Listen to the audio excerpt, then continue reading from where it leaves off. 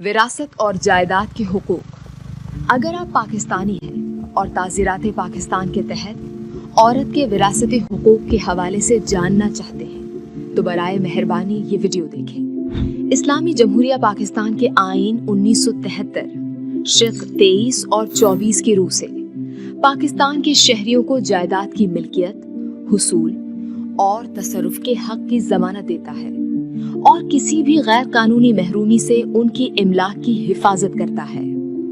बदकिस्मती से अक्सर खवातीन को उनकी जायदाद के हुकूक से महरूम कर दिया जाता है या दस्तबरदार होने पर मजबूर किया जाता है।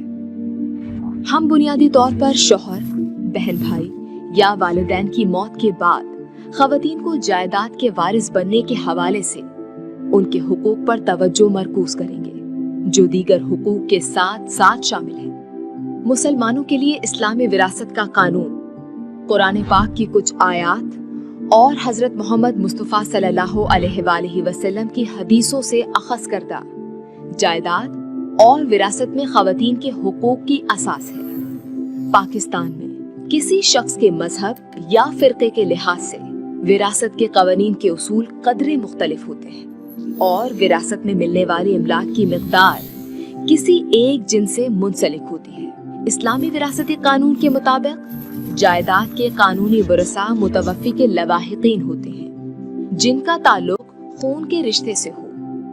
जहाँ तक खवातीन का ताल्लुक है तो उनके विरासती हुकूक को 3 अहम दर्जों में तकसीम किया जा सकता है: बेटियों के हुकूक, बीवियों के हुकूक और माओं के हुकूक। आइए अब मिसालों की रोशनी में इन हुकूक की वजाहत करते हैं।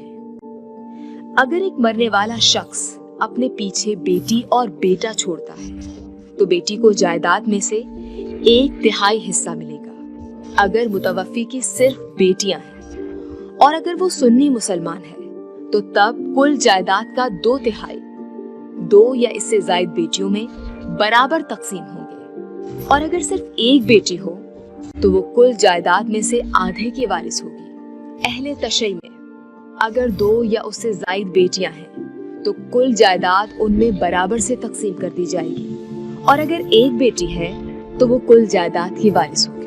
अगर मुतवफ़्फ़ी के बच्चे हैं तब उसकी बीवी को कुल जायदाद का 8वां हिस्सा मिलेगा।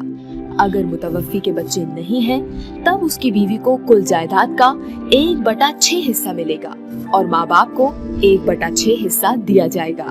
किसी औरत को जायदाद अलग करने और उसे अपने नाम करवा